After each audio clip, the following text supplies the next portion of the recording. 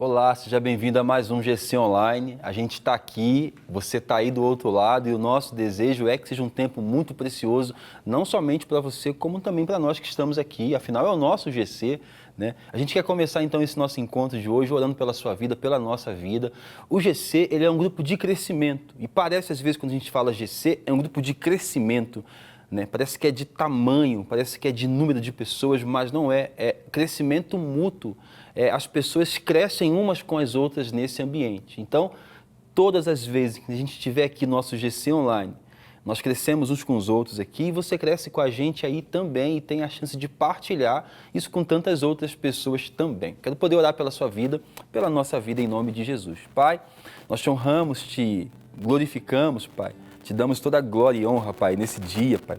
Obrigado por mais um dia de vida, obrigado por mais um GC, Pai, por mais um momento que a gente se reúne aqui para ouvir a palavra do Senhor, para estudar uma lição, aplicarmos essa verdade às nossas vidas, Pai, e sairmos um pouco melhores, mais humanos, mais cristãos, mais semelhantes, ó Pai, com o Teu Filho.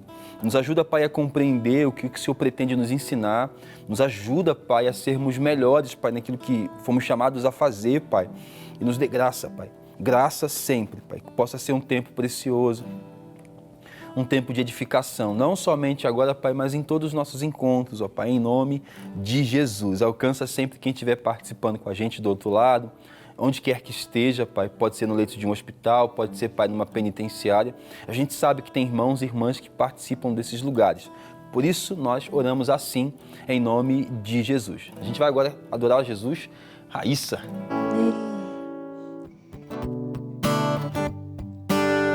Nós te adoramos, Rei Jesus.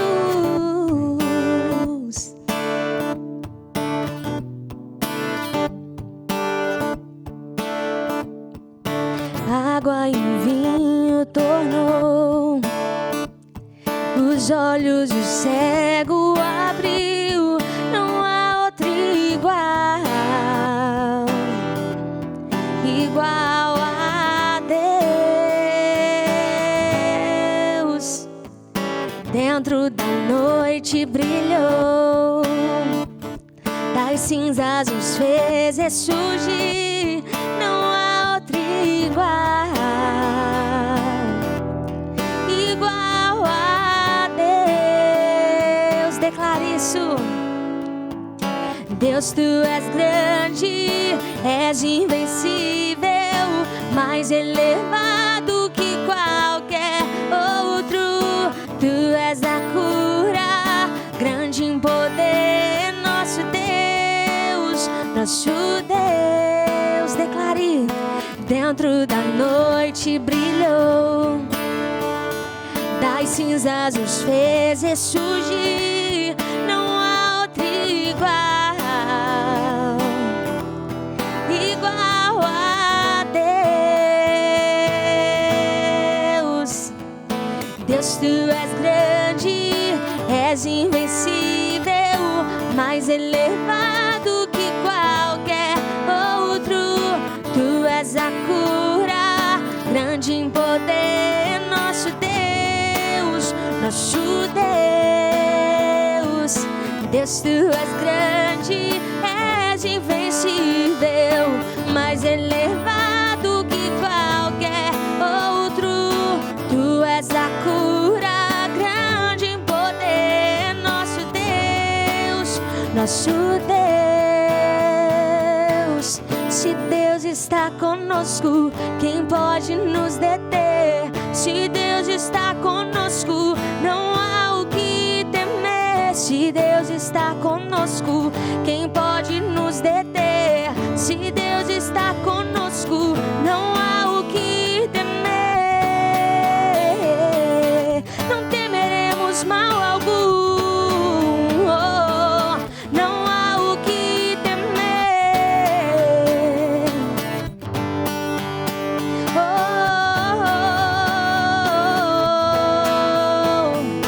Deus, tu és grande, és invencível, mais elevado que qualquer outro. Tu és a cura, grande em poder, nosso Deus, nosso Deus. Deus, tu és grande, és invencível, mais elevado que qualquer outro.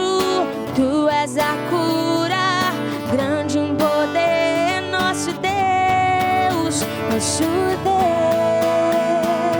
Deus. Se Deus está conosco, quem pode nos deter? Se Deus está conosco, não há o que temer. Se Deus está conosco, oh, oh, se Deus está conosco, não há o que temer.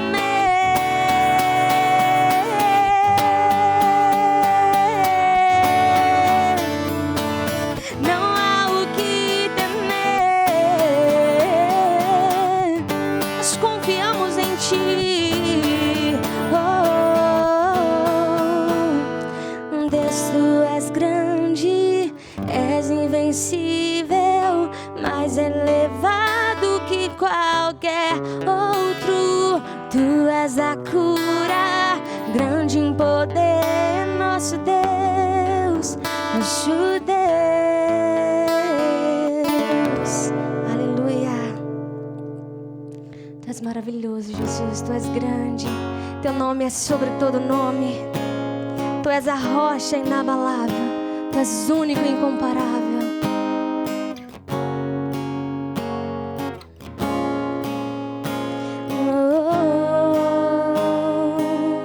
Declare: és a vida, és o amor, quem traz luz sobre as trevas, esperança que restaura todo coração ferido. Grande é o Senhor. Declare mais uma vez quem Ele é. És a vida, és o amor, quem traz luz sobre as trevas, esperança que restaura todo coração ferido. O grande é o Senhor.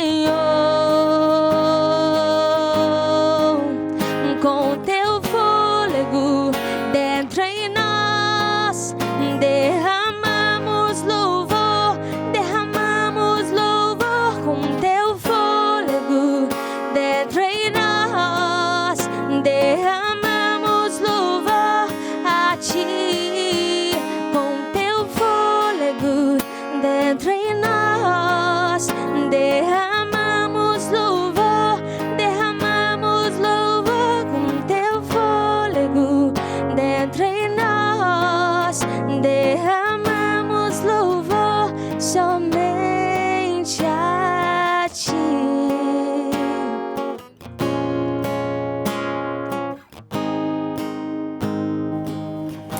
Amém. Pai, esse é o nosso desejo, Pai, que a Tua vida viva em nós, Pai, a fim de que nós possamos nos parecer mais com o Teu Filho e a fim de que nós possamos testemunhar, Pai, em nome de Jesus. Amém e amém. Sejam bem-vindos. Você que está participando com a gente também seja muito bem-vindo e bem-vinda. Nós continuamos aqui nessa empreitada que é estudar o Sermão da Montanha. Eu já disse no início desse estudo aqui que é um dos textos mais conhecidos, um dos menos vividos.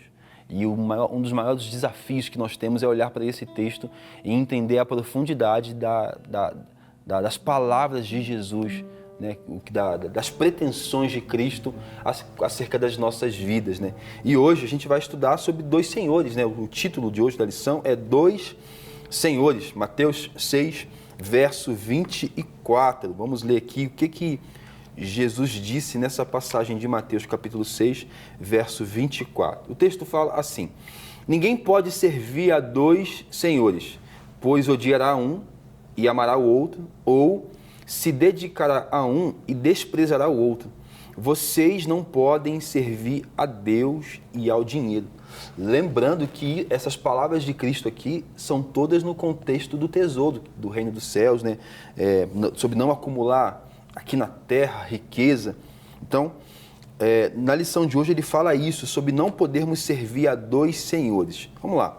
Jesus, após nos apresentar a escolha entre dois tesouros, onde vamos ajuntá-los, entre duas visões, onde vamos fixar os nossos olhos, agora ele nos mostra dois senhores, ou a pergunta é, a quem é que nós vamos servir?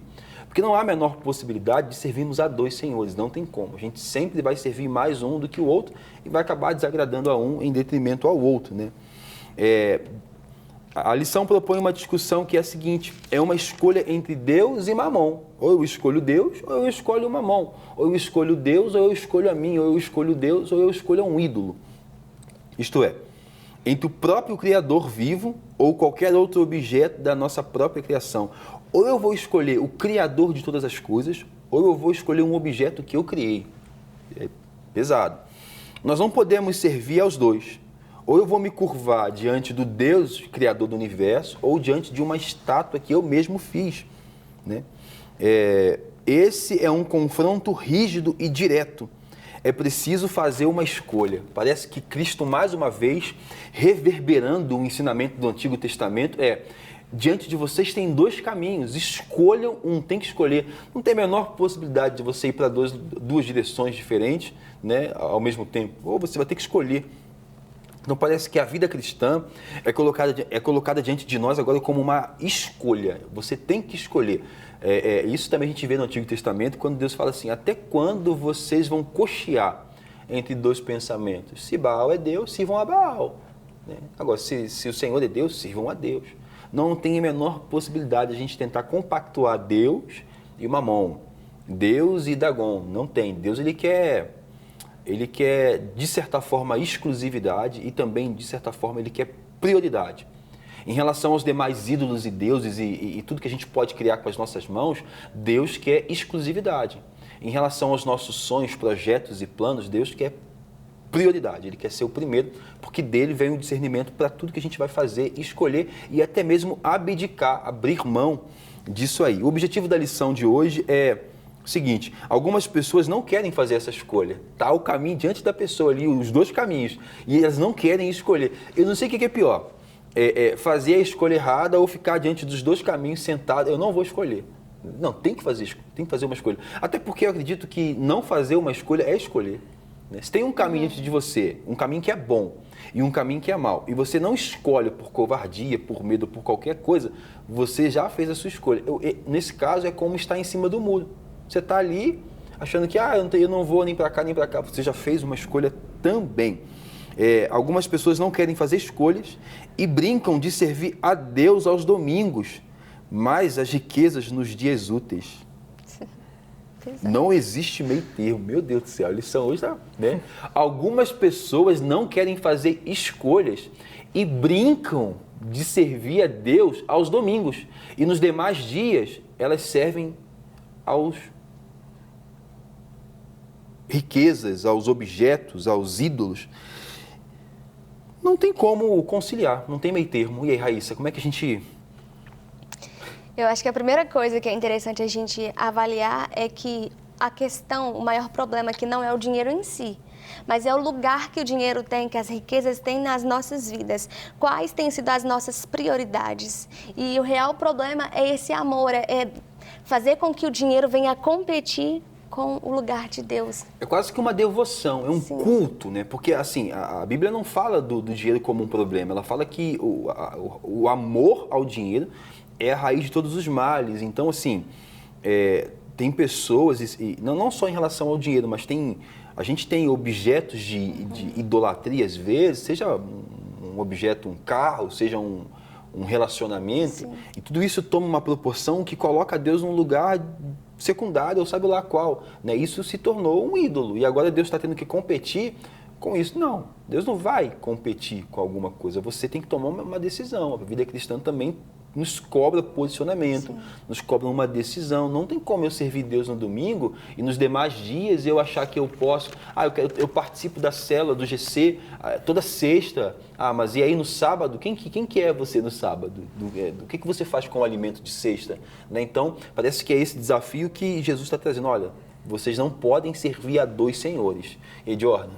E o fato de não podermos, né, como o próprio texto diz, Tem outro fator também que impede da gente conseguir, na nossa humanidade, servir a dois senhores, que é que o senhorio de Cristo ele não é dividido, né? Onde existe outro senhor, seja em nosso coração, na nossa vida, aquilo que nos rege, não tem espaço para Cristo, né? Ele não divide a sua glória, ele não divide o seu senhorio, então isso é um problema. E como o Rafa disse, nós somos seres que fomos criados, de certa forma, para adorar, né?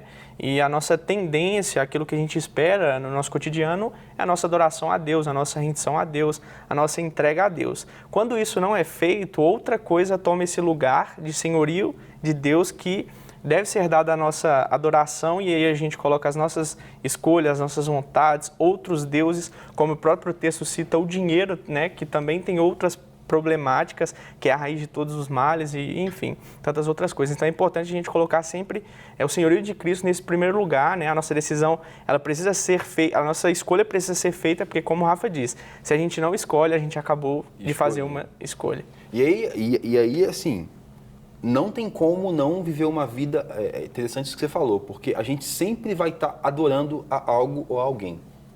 Sempre. Quando Cristo se apresenta diante de nós, ele parece que direciona os nossos olhos, atenção e coração e devoção a quem realmente é digno de adoração. Mas quem não conhece ou negligencia essa luz que nos revela o Pai, vai adorar alguma outra coisa, ou vai ser um ídolo, ou vai ser a sua própria imagem. Então a gente sempre está adorando, né? E aí a gente tem que ver se não é um ídolo. A lição fala assim, que todos servem a alguém, todos vão servir a alguém. Não há uma única pessoa neste mundo que não possua um Senhor a quem devote, a quem se dedique. No entanto, muitos querem servir a dois senhores simultaneamente. E para isso, formatam diversos arranjos e ajustes para dedicar a Deus metade de suas vidas e as riquezas, a outra metade. Né? Então, tem pessoas que querem... Eu amo Deus, eu quero Deus, mas eu também quero uma outra coisa. Né? Eu amo Deus e quero Deus. Tá, então abdica disso, toma a tua cruz, siga Ele. Não.